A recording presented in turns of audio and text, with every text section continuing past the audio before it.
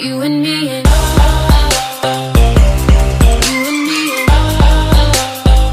your IGC champion for 2014 is Ice Cream Delaney of IGC.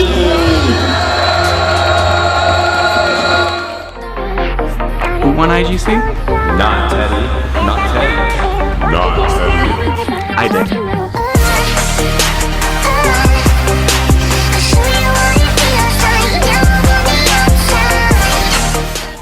The first ever back-to-back champion!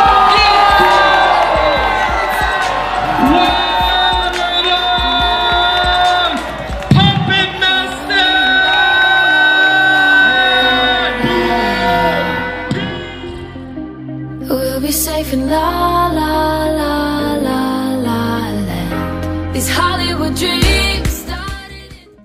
What's up? My name is Corey DeFeo, but everybody knows me as Ice Cream Teddy, or just Teddy, most commonly. I actually introduce myself as Teddy most of the time. Honestly, starting gloving, I was just bored at a rave. I know that's weird, right? How would you be bored at a rave? Well, bored's not the right term. I was just kind of curious, like, all right, what else can I do? So I saw people giving light shows, and I said, you know what? I'm gonna do that. And it's been history ever since, I guess. How has it changed me? Gloving has changed everything about me. Before I started gloving, I was not the nicest person. I was social when I wanted to be, but for the most part, I was kind of an ass. And at first, gloving kind of magnified that, and then showed me the error of my ways, and now I'm a little bit nicer, I guess. I'm still an asshole sometimes, but, you know, it's no big deal. Can I say asshole in this documentary? Is that fine? Okay, cool. Yeah, I think if you spend all the time talking about where something comes from instead of where it's going, it's not going to go anywhere, personally. I think the gloving ban is, while I do understand the necessity of it by festival companies. I understand that festival companies have to ban gloves, right? Because of what's called the Rave Act, which states that any event or establishment that promotes or encourages the use of illegal drugs can be shut down by the city at any time. That's what it says. And that's the reason, that's the real reason that they can't allow gloves in festivals, that they have to say no LED gloves, because it constitutes that. So, realistically, the problem is with the Rave Act and with, you know, city and state officials that don't get it. They don't get that this isn't about the drugs. You know, I mean, you go back 30, 40 years, and I guarantee you hear the same thing. It's like when people say, oh, you have to be on drugs to enjoy a light show. Yeah, people said that about rock and roll in the 70s and 80s. You know, and all the people that listened to the rock and roll in the 70s and 80s, yeah, some of them did drugs. But a lot of them didn't, some of them didn't, and some of them only did stuff that was legal. Some people just got really, really drunk and liked to listen to music. Some people, you know, didn't need it at all. And some people may take drugs or may not take drugs, but it doesn't really coincide with the music or with, you know, festival or anything like that. So my answer to the gloving ban is fuck you. Just kidding. No, my answer to the gloving ban is very simple. We just have to show people that gloving's not drug associated, that people take it seriously and people consider it an art and a dance. So, you know, there are some people that don't. There are some people that don't consider it that, and hey, that's fine. But we do. You know, we do. We consider it to be, you know, an outlet for us. The problem is not with festival companies, it's with city officials. And it actually is one of the focuses of Two Glove. One of the focuses of Two Glove is to get the festival ban lifted. And the way we plan to do that is by changing or amending the Rave Act.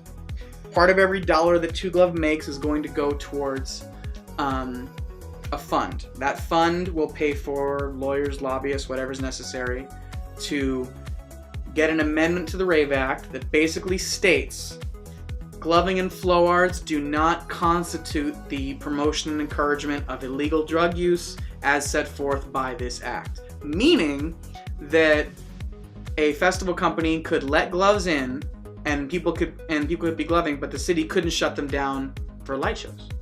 They couldn't do it because of that amendment. That is our goal there. So I plan on getting gloving back into festivals, or fail trying, but I'm not having it. But the fact is that the EDC 2010 death, that one death, is the main caveat that churned this whole thing and put gloving in the negative spotlight. Now, Insomniac events as a whole profited greatly because there's no such thing as bad press. And now they have EDCs all over the country, which would not have been possible had it not been for the national exposure of that. So it's one of those things that, you know, we can talk back and forth about forever, but the main fact is that really big festivals are under pressure from city officials to run a 100% infallible event. Smaller festivals, like the company that you're talking about, or like Event Vibe that just stick to San Diego and they're within a local region, they're not under as much pressure. So they don't have to adhere to the same rules. Right here. That's the progression right here, man. 2glove.com. 2glove is everything the gloving community needs right now. 2glove will have a news feed. It will have video upload capability.